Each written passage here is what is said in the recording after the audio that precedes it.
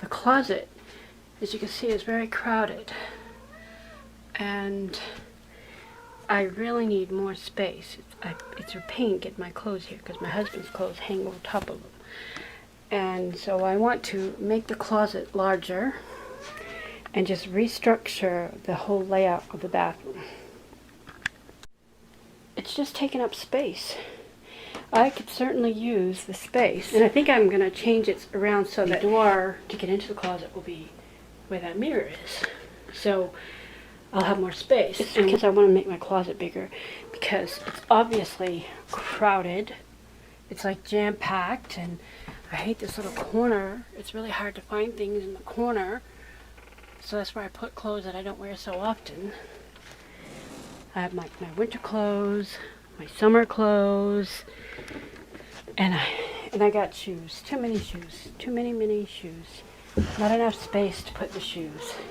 If the tub weren't here, I could turn this rack around against this wall and or build a bigger shoe rack to put my stuff.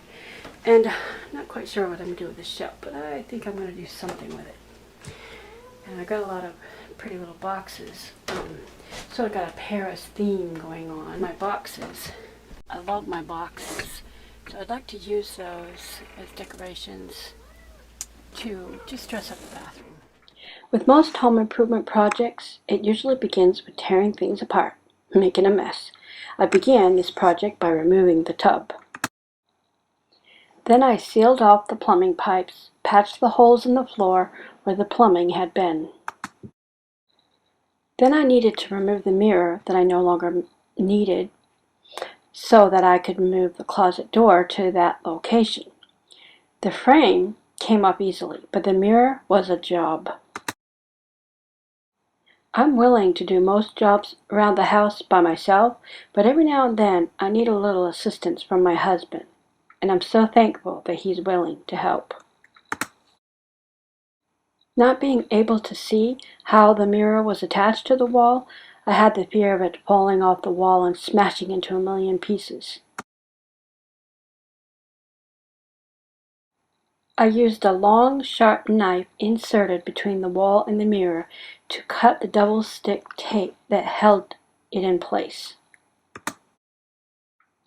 We worked carefully, trying to remove the mirror from the wall without breaking the mirror, and it was a success. It was a bit tricky, but we did it.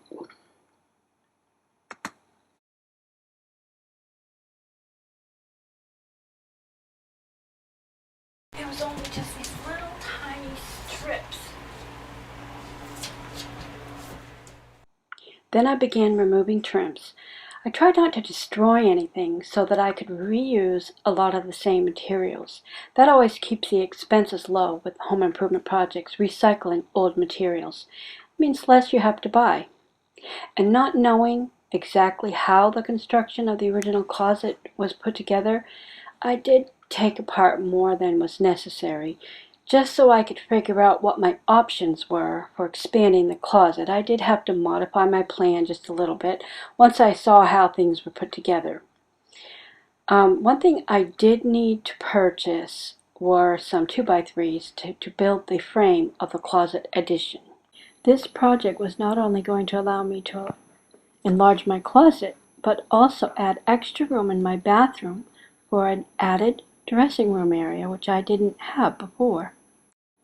I dislike the floral printed walls. They're just too busy. Plain, solid colored walls, in my opinion, are much better. With a solid color on the walls, it will make the room feel more spacious, and my decorations would then take center stage.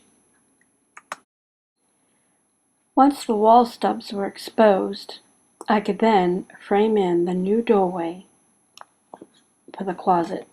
Then I built the frame of the closet extension. Using the same materials, I patched together the walls. I did place cross beams in strategic locations so that I would have them to screw the sheetrock into.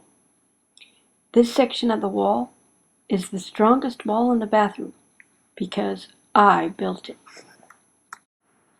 I should have emptied the closet of clothes before cutting the sheetrock. Using a jigsaw also on sheetrock makes it a little more messy. The better way to cut sheetrock is with a utility knife, but because of the way I was doing this door, the jigsaw worked. I'm patching the walls, and it is kind of piecemeal because what I did is recycle the wall board that was there. I cut a door because I want the door here, and it's not finished yet, but I'm going to build a wall right here to join this section to that section. Now I have to lower this opening because it down about here because it's going to be a shelf on top. I had thought about bringing this all the way up, but I cannot because that's got the vent right there, and so I could actually use the space on top to store my pretty little boxes. I have some there, and I have some boxes here. And this shelf is too narrow, so I knock these off all the time. So a good place for them would be to be right up here, up on top. So I'm doing this to expand my closet. Before, I just had my clothes and my husband's clothes, but his clothes are long, and my summer clothes, it's hard to get in and out of there because they're like right on top of each other. So what my plan is by adding this little addition here, which there will be a wall here, I will have a place to put my dresses there, and I will have space at the bottom to put my shoe rack.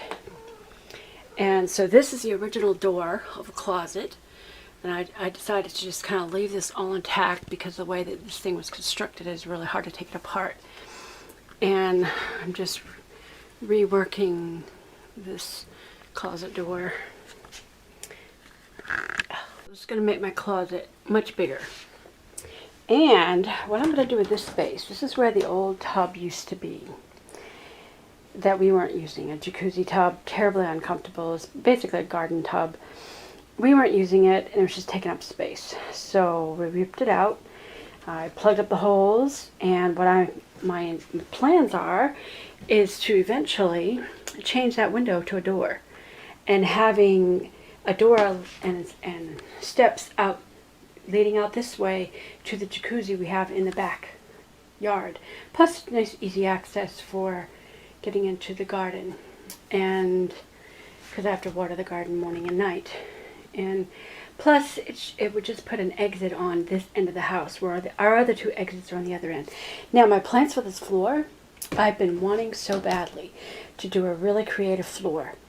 So I'm going to cover this with a smooth piece of plywood, which I have already there, and prime it, and I'm going to paint some fake tile.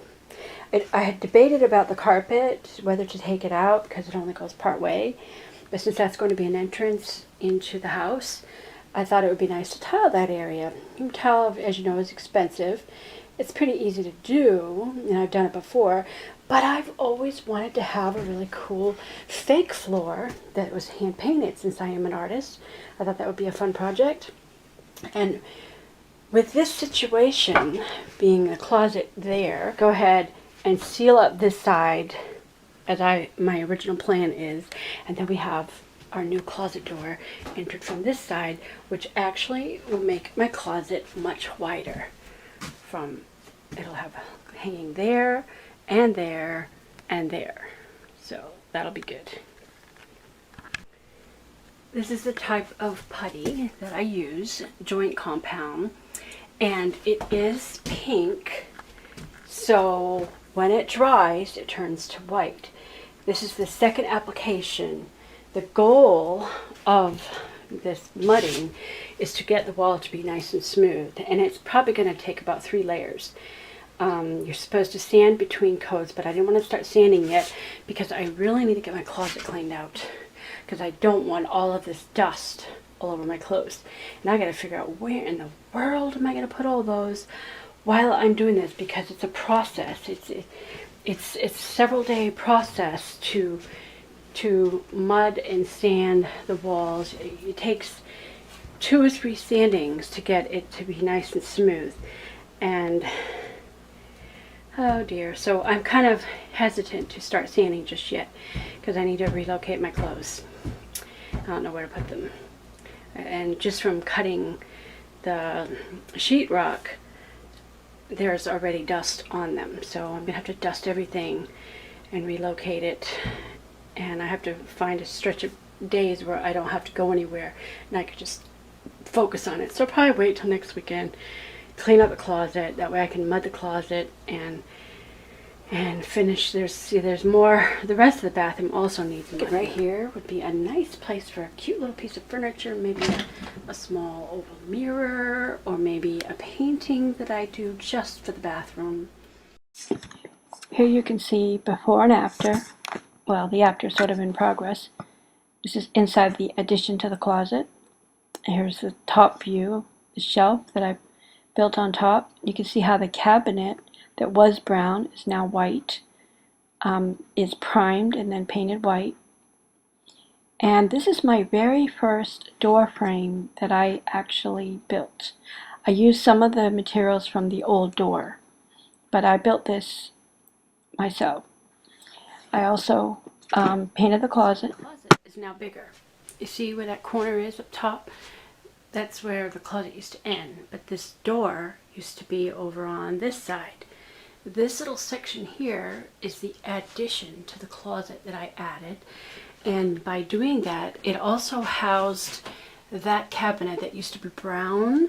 It is now white, so it just kind of blends in with the wall now.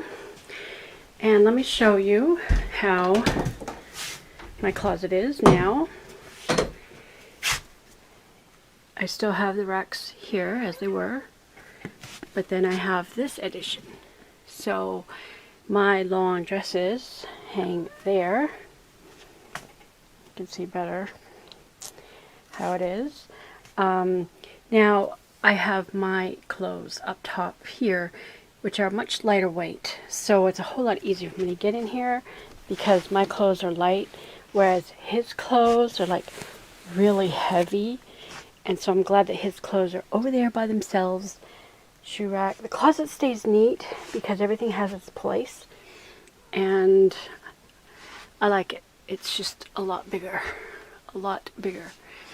And the cool thing is, opposite the closet is the dressing mirror. So I can, you know, see what my outfit looks like very easily. And by having a skylight above here, it also lightens up the closet.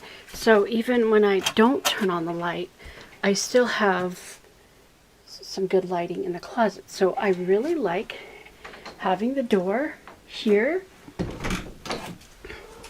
And by moving the door over there, it allowed me to expand my closet. And then up top, I put a bunch of decorative boxes of buttons, winter hats, costume hats, a variety of things. But it's all nice and pretty. Storage can be made attractive with some pretty boxes nicely arranged to keep whatever it is you need to keep. Don't forget to subscribe, and thanks for watching.